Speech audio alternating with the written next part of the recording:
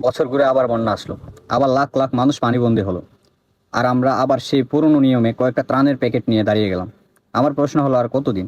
প্রতি বছর বন্যা আসবে, প্রতি বছর মানুষের ঘর বাড়ি স্বপ্ন পানির নিচে ভেসে যাবে। আর আমরা শুধু ত্রাণ বিতরণ করে আমাদের দায়িত্ব শেষ করে দিব। বন্যা কি কোনো স্থায়ী সমাধান নাই? আমরা কেন প্রতিবার একই ধ্বংসযজ্ঞের মুখোমুখি হব? আমরা কি পারি না এই দুর্যোগের একটা স্থায়ী সমাধান করতে? একটা দেশ ডিজিটাল হচ্ছে, স্মার্ট হচ্ছে, অথচ বছরের পর বছর ধরে চলা একটা প্রাকৃতিক দুর্যোগের সামনে আমরা এখন এতটা অসহায় কেন? কেন আমাদের নদীগুলো ড্রেজিং করা হয় না? কেন টেকসই বেড়িবাঁধ নির্মাণ করা হয় না? আজকে আমাদের প্রতিবেশী দেশগুলোর সাথে নদীর পানির হিস্সা নিয়ে কেন আন্তর্জাতিক পর্যায়ে আলোচনা করা হচ্ছে না? ফারাক্কা বা তিস্তার মতো আন্তর্জাতিক নদীগুলোর পানি যখন বর্ষাকালে হঠাৎ ছেড়ে দেওয়া হয়, তখন আমাদের পুরো দেশ ভেসে যায়। এই সমস্যার সমাধান আমরা আন্তর্জাতিক আদালতে বা কূটনৈতিক টেবিলে গিয়ে কেন করতে পারছি না? কেন আমাদের পররাষ্ট্রনীতি এখানে এসে দুর্বল হয়ে যায়? আমাদের টেকনিক্যাল প্ল্যান কোথায়?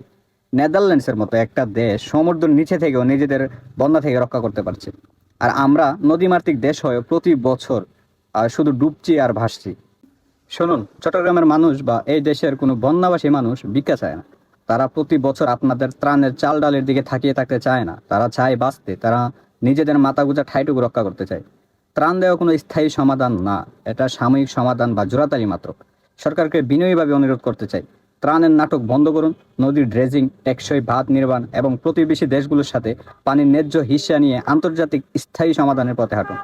আমরা চাই, আমরা ত্রাণ চাই না, আমরা আমাদের অধিকার ও স্থায়ী নিরাপত্তা চাই।